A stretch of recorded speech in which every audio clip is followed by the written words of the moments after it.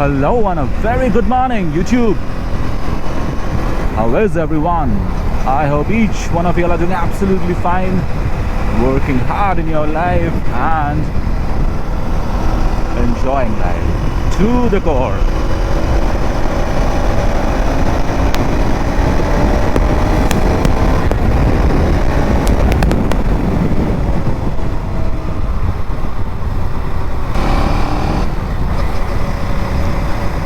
So it's a bright and a sunny Sunday morning over here in Kolkata. I'm out with Isabella for a cool morning ride. It's 7:16. This motorcycle is a delight to ride every time. Every time I ring the throttle, every time there's a wide smile. But you gotta be responsible. So many responsibilities in life, guys. So many responsibilities. I hope you get what I say. And look at this bus.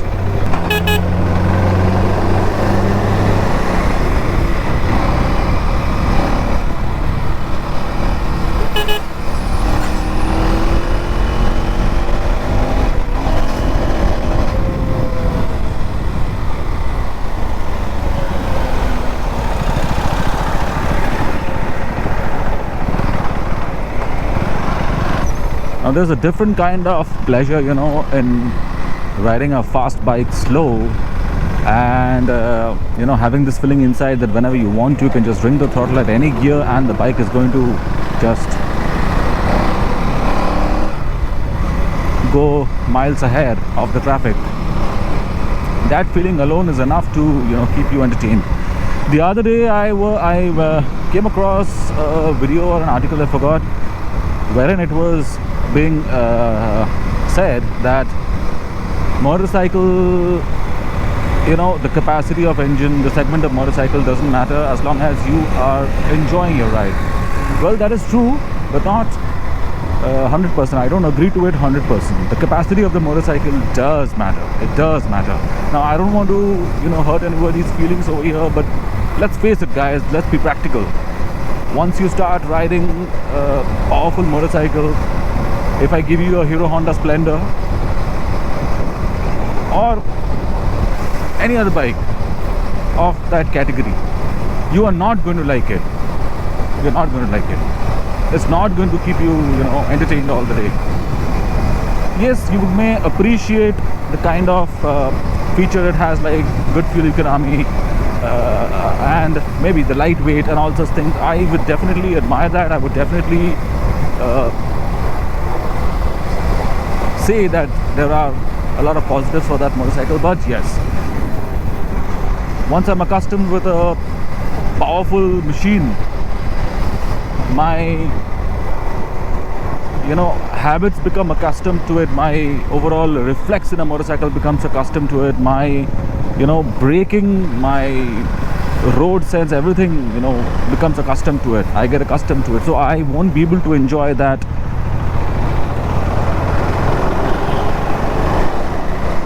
other underpowered motorcycle anymore. So that's my way of putting things. You might call me mean, you might call me a show off, but I can't help it. That's my view, and I think this particular fact that a person can enjoy any kind of motorcycle as long as he's liking it is some sort of, you know, overstatement. I mean, that is not 100% true.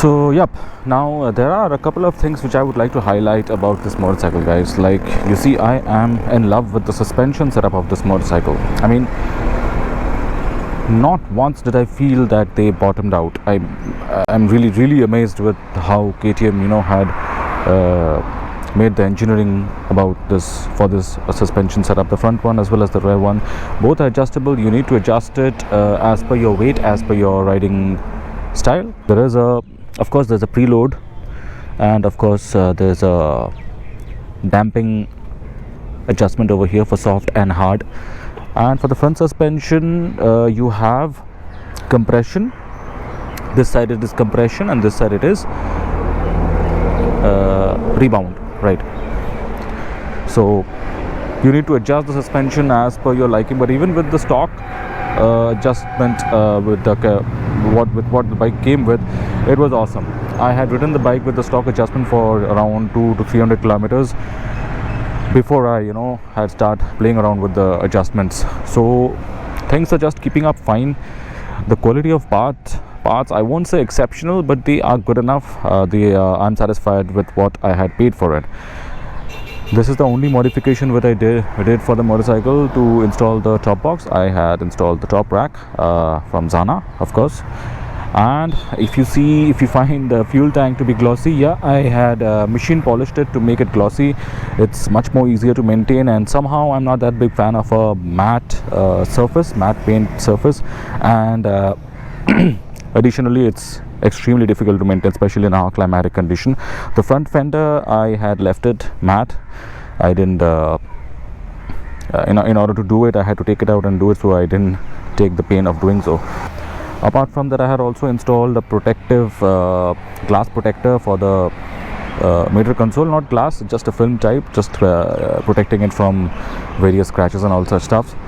The mirrors are exceptional. The best pair of mirrors I've ever come across on a motorcycle. These are basically the Domina mirrors. If you're wondering which mirrors are they are coming as stock from the 2024 edition of the Duke 390. So in this bike it is stock. The switch gear is of a really very premium quality. I mean, the touch and the feel, everything is just top notch. I really like it. The clutch, with time it is getting harder.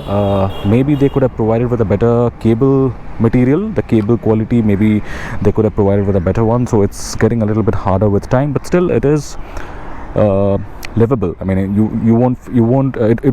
won't be a complaint from anyone. It should not be a complaint, especially when I'm used to with Honda clutches. They are much softer than any other motorcycle in the world, I believe. So Honda is known for their soft clutch, irrespective of slipper or without slipper clutch. So of course, if you go for comparing with that, this one would be much harder. But if you go for comparing it with any other standard clutch, then this is definitely on the at par with it. So no complaints for the clutch. The brakes are exceptional in this motorcycle. Exceptionally tuned brakes. I mean, it has its own style. I mean, you got to teach yourself a little bit before you actually go on with hard braking in this motorcycle. It's a different kind altogether, the front and the rear as well. If you ask me whether I'm satisfied with this motorcycle or not, yes, definitely I am. It is an excellent piece of machine that KTM has made for us, and I am happy. I'm quite happy with the motorcycle. Till now I have ridden around 3,500 kilometers, around 2.5-ish months done with the motorcycle. One service done. I also went to the KTM service center for replacing the engine oil again. So this is basically the third engine oil and oil filter which is running. I would be visiting their place one more time to replace the air filter, since KTM claims that the air filter should be good to go for until the second service, which is around 8,000-ish kilometer. So I generally do not ride my motorcycle. I mean, I generally do not use the air filter for such a long kilometer. I generally replace it within 5,000 kilometers. So that is due. I would be going to them and I would be replacing the air filter once. Probably I would be replacing the oil one more time before I actually use the oil for its actual life of 5,000 to 6,000 kilometers. This is a general practice which I do for new engine. It's somewhat, you could say, you know, for my own satisfaction, but I have my own, you know, experience, you know, knocking at the back of my mind, telling me to do this thing. So there is no hard and fast rule that you have to do this, but you know, there are few things in life which there is no logic behind, and there is no actual reasoning behind. You experience things, and with experience you know, gain the knowledge and you do stuff. So this is one of those things. Issues, if you tell me now, this bike has in few places, you know, the algorithm, let me put it like that, the ECU algorithm has a little bit of bug here and there. So one of them could be annoying to a few people. Like you see, the side stand is on and the ignition is off, right? So now if I put off the side stand and turn on the ignition,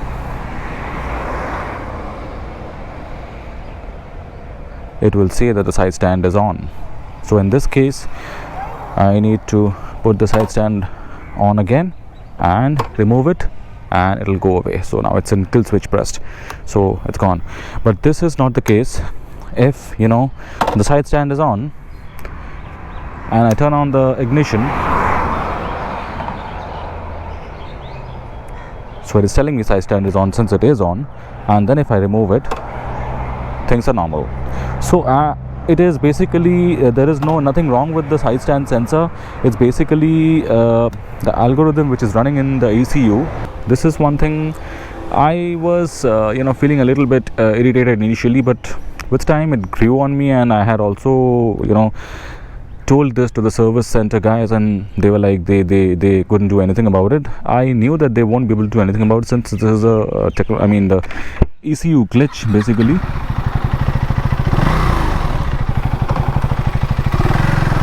There was another thing that a few owners have reported regarding the 6th gear stalling. Yes, that's also another, you could say, ECU algorithm glitch. That actually the algorithm is set in such a way that when you put on the, like let me put a 5th gear and 6th gear, the bike is running in the 6th gear, no problem. So people have complained that suddenly if I just pull the clutch and leave the throttle, the bike engine stalls. Well, in this case it isn't. I'll tell you why. But the general practice should be not, when you're in a 6th gear, you should not, the bike, the company, the manufacturer who all have tuned the ECU and all, they are assuming that when you're in the 6th gear, you're in a high speed. Okay. So when you're on a high speed, it is not advised to suddenly, press the clutch and leave the throttle. No. What is basically, like I'm going in the 5th gear, so let me put the 6th gear. So now it's in the 6th gear. So generally, what is supposed to be done, what is expected is like 6th gear, 75. So if I want to pull it down, 5th gear. Okay. 4th gear. That is what should be the standard practice. So in the 6th gear, it is expected that you're going above 100 at least. So from there, if you suddenly press the clutch and leave the throttle, yeah, I agree that even if that is not the case, the engine should not stall. That I agree, completely agree. I'm not saying that it is what's happening is right. It's not right. But at the same time, you got to understand that this is a technically very advanced motorcycle. I can say that, I believe. So in order to provide a lot of technical advancements, they had to, build up a very complicated algorithm system. That's what I believe. It's a complete assumption on my side, guys. Okay, don't, mark my words for it. Just an assumption. So in order to make that complicated algorithm, a little bit of glitch here and there came up. So if you operate the motorcycle just the way I said, that from the 6th gear, don't just press the clutch and leave the throttle and completely coast around. That's in any which way is not advised. You could just pull it down to the fifth gear as expected and as advised, and nothing is going to the engine is not going to stall. And another thing which you could try doing is turn off the quick shifter plus if you're not using it. In my motorcycle it is turned off since I am not using it, and by turning it off also is going to solve the problem of stalling motorcycle. Not only in sixth gear, I believe the owners of this motorcycle face stalling issues, and not only in sixth gear but also in other gears when they come at a halt somewhere.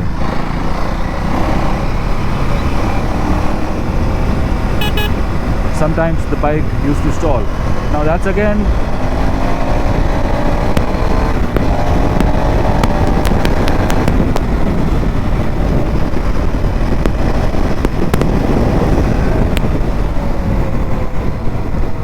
when the quick shifter is on. There is another computerized thing going on, right? We all know that. Let's not go into that. So it's continuously trying to sense whether you're going to shift the gear. So it's continuously trying to bring down the RPM, and that particular algorithm is also running. And as we all know, this is a budget quick shifter motorcycle. It's not a very high-tech quick shifter motorcycle. They, in this particular price point, they have provided possibly everything in the motorcycle, and I am very happy about it, since the quality of such things are not cheap. Don't take me wrong, it's not cheap at all, but at the same time it's not top notch. You cannot expect at this price, right? So whatever it is, the quality which is being provided in that, there's a continuous the ECU is trying to sense whether you will be using the quick shifter, and if you will be using the quick shifter, the ECU has to bring down the RPM for a fraction of a second. So that algorithm is running in the background. So of course there is a bug over there which at times fails and the engine shuts off. So all of these could be avoided if you just keep the quick shifter turned off. I keep it turned off because most of the time I don't need it. I like using the clutch in my motorcycle. That's how I enjoy my motorcycle. Maybe sometimes when I'm in the mood of exploring the potential of this motorcycle, it's just a matter of few clicks in this keypad to turn the quick shifter back on. So I will do that. Otherwise, most of the time I keep it off.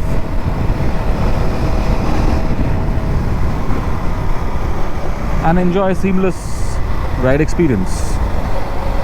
Do enjoy your Sunday, weekend, and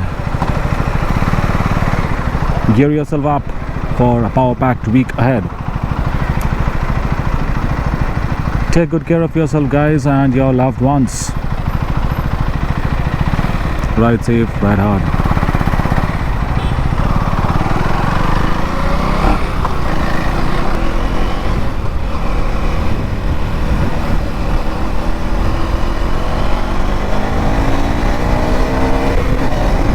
Ciao.